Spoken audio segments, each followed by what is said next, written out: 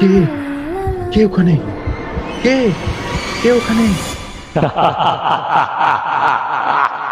ভূতি diary শুধু গল্প নয়, ভয়ঙ্কর বাস্তবতা।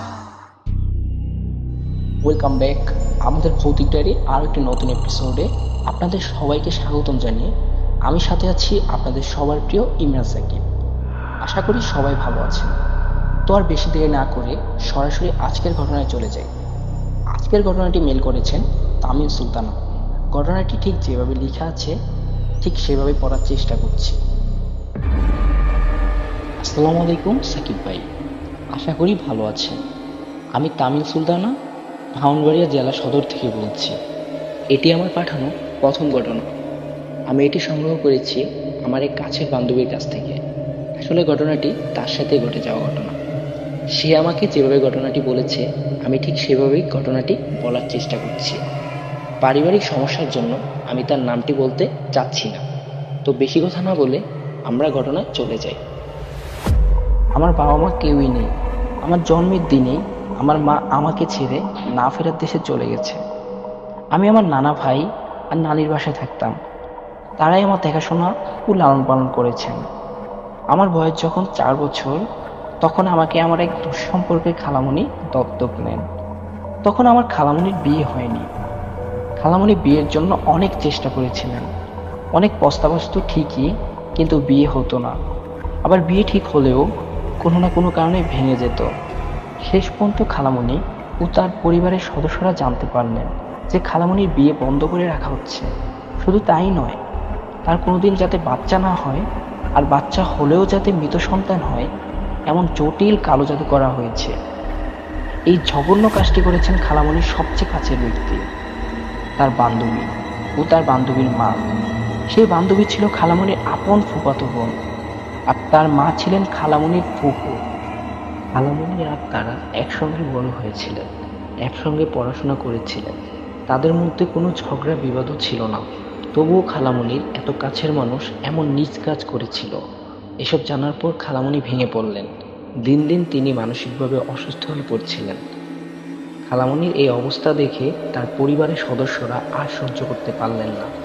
তারা খালামণির জন্য একটি বাচ্চা দত্তক নিলেন। সেই বাচ্চা ছিলাম আমি।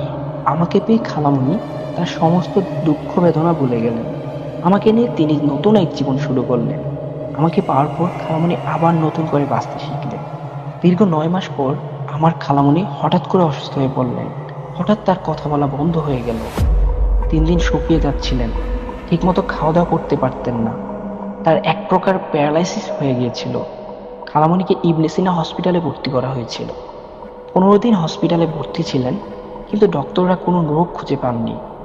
শেষ পর্যন্ত ডক্টররা বললেন খালামণিকে বাসায় নিয়ে যান, এখানে থাকার কোনো লাভ হবে না তার, আপনারা বরং অন্য কোনো ব্যবস্থা করুন। তাই খালামণিকে বাসায় নিয়ে আসা হলো। বাসায় এসে খালামণির অবস্থা আরও খারাপ হতে লাগলো, কিন্তু কোনো সমস্যার সমাধান হচ্ছিল না। খালামণির মেজো ভাই, মানে আমার মেজো মামা, একজন বড় আলমের খোঁজ পেলেন। এরপর আলেম হুজুরকে নিয়ে বাসায় আসা হলো। তাকে খালামণির সমস্ত কথা জানানো হলো। আলেম হুজুর দোয়া দুরূদ পরে খালামণিকে ঝাড়ফুঁক করলেন। এর জন্য 2-3 দিন সময় নিয়েছিলেন। পরে আলেম হুজুর খালামণির হাজিরা দেখে বললেন খালামণির উপর নিকৃষ্টভাবে অন্য সম্প্রদায়ের মানুষ দিয়ে মরণ বাণ মারা হয়েছে।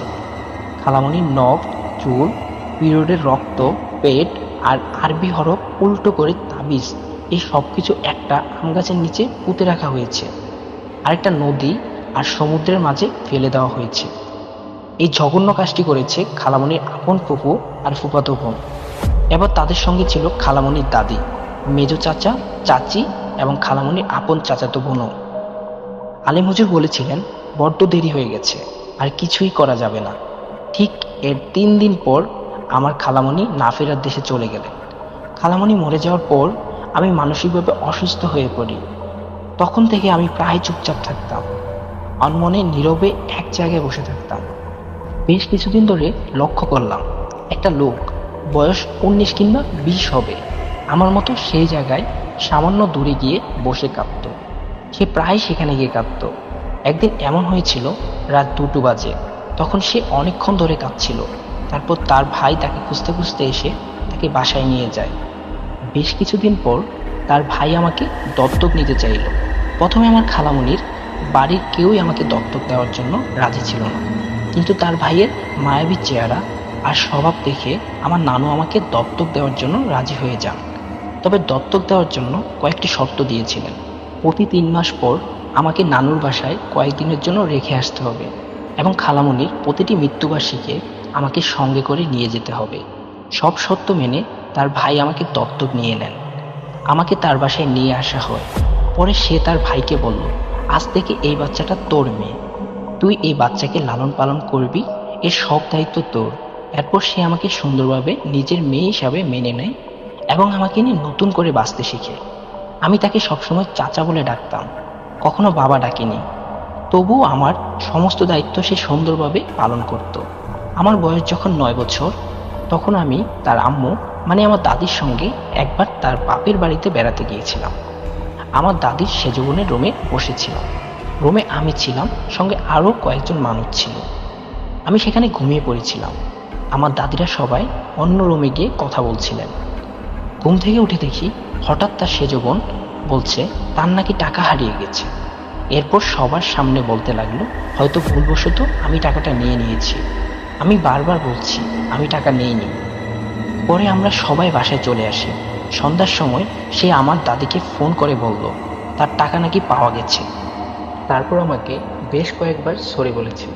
এরপর সব কিছু ঠিক হয়ে যায়, কিন্তু ওই মহিলার একটা খারাপ স্বভাব ছিল, পুরনো আমলের কথা নিয়ে সবার সঙ্গে ঝগড়া করা এবং তার কথার মাধ্যমে সবার মধ্যে ভেজাল তৈরি করা। আমার বয়স যখন 13 বছর, তখন সে দীর্ঘদিন ধরে আমাকে সবার নামে আজে বাজে কথা বলে সবার মধ্যে দূরত্ব তৈরি করে দিয়েছিল।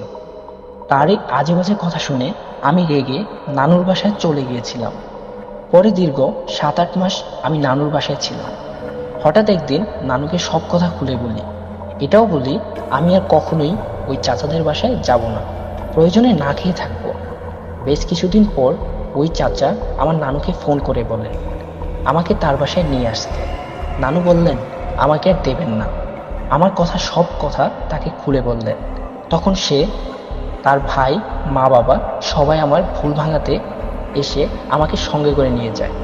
আমি আসার বেশ কিছুদিন পর আমার ছোট চাচা আবার অসুস্থ হয়ে পড়ে, আর প্রায় মুখ থেকে রক্ত পড়ত, আর সে এক প্রকার ঘোরের মধ্যে থাকত।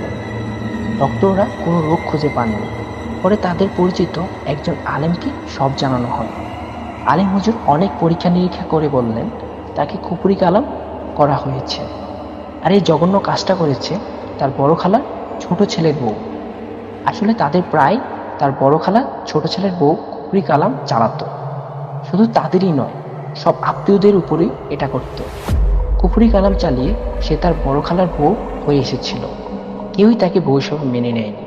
শুধু তার ছোট ছেলের দিকে তাকিয়ে সবাই সবকিছু সহ্য করেছিল। আমার বয়স যখন 17, তখন আমিও অসুস্থ হয়ে পড়ি। আমি অকারণেই কাঁদতাম, এক প্রকার ঘোরের মধ্যে থাকতাম, কারোর সঙ্গে কথা বলতাম না, ঠিকমতো ইবাদত করতে পারতাম না, খাওয়া দাওয়া করতে পারতাম না। আমাকে অনেক ডাক্তারের কাছে নিয়ে যাওয়া হয়, ডক্টররা কোনো রোগ ধরতে পারেননি। পরে নিকটস্থ এক আলেমকে আমার সব কিছু জানানো হয়। আলেম হুজুর অনেক পরীক্ষা নিরীক্ষা করে বললেন আমাকেও কুফরি কালাম করা হয়েছে, আর কি করেছে সেটাও তিনি বলে দিয়েছেন। এরপর থেকে আমি প্রায় অসুস্থ থাকতাম, এক প্রকার ঘোরের মধ্যেই থাকতাম। আমাকে এবং আমার ছোট চাচাকে বারবার কুফরি কালাম চালানো হচ্ছিল। ছোট চাচাকে কুফরি কালাম চালানোর একটাই কারণ, তার কাছে তার ছোট বোনের বিয়ের প্রস্তাব দেওয়া হয়েছিল, কিন্তু চাচা বেকার অবস্থায় বিয়ে দিতে চাননি, তাই প্রস্তাব ফিরিয়ে দিয়েছিলেন। সেই রাগে জিতে আমার ছোট চাচাকে কুফরি কালাম চালানো হতো, আর আমাকেও চালানো হতো যাতে আমি তাদের জীবন থেকে সরে যাই। পরে আমার মেজ চাচা আমাকে ফিনল্যান্ড নিয়ে যায়। সেখানে আমি আবার নতুন করে জীবন শুরু করি। এখন আমি বেশ ভালো আছি, কিন্তু ওই সব মানুষকে আমি খুব ঘৃণা করি। এই ছিল আজকের ঘটনা। এতক্ষণ আমাদের সাথে থাকার জন্য আপনাদের অসংখ্য ধন্যবাদ। আপনারাও চাইলে আপনাদের জানা ঘটনাটি আমাদের সাথে শেয়ার করতে পারেন। আপনিও আপনার জানা ঘটনাটি পাঠিয়ে দিতে পারেন আমাদের মেইলের মাধ্যমে। আমাদের মেইলটি হলো ভৌতিকডায়েরি@gmail.com। আর অবশ্যই জানিয়ে দিবেন আপনি কি আপনার ঘটনা আমার স্টোরিতে এসে শোনাবেন নাকি আপনি পরে শোনাবেন? এই ছিল আজকের এপিসোড। দেখা হবে আগামী কোনো এপিসোডে। এই পর্যন্ত ভালো থাকবেন, সুস্থ থাকবেন। আল্লাহ হাফেজ।